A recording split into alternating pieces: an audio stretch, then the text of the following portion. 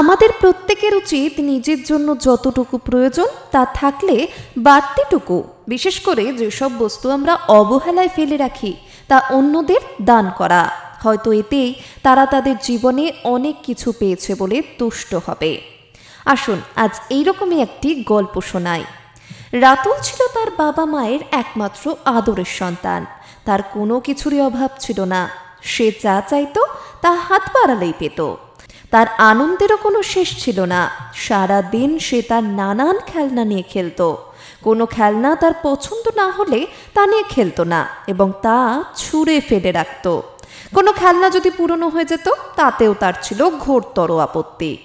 এই খেলনা দিয়ে খেলতে সে রাজি নয়। একদিন তার মামা তাদের বাড়িতে বেড়াতে আসলো। তিনি রাতুলের এইসব দেখে অনেক কষ্ট পেলেন।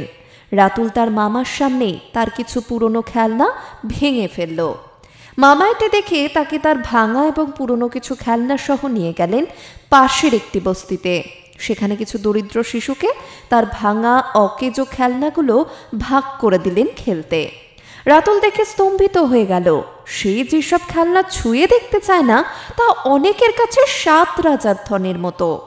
খেলনার জন্য তারা তাড়াহুড়ো এবং হালকা ঝগড়াও শুরু করলো একে অপরের সঙ্গে। এটি দেখে রাতুল তার ভুল বুঝতে পারল। সে ঠিক করলো যে তার যা আছে তা সুন্দরভাবে ব্যবহার করবে, কোনো কিছুই অকারণে অবহেলায় নষ্ট করবে না। কিছু থাকার পরেও আরও বেশি পাওয়ার জন্য চিৎকার চেঁচামেচি করবে না, কেননা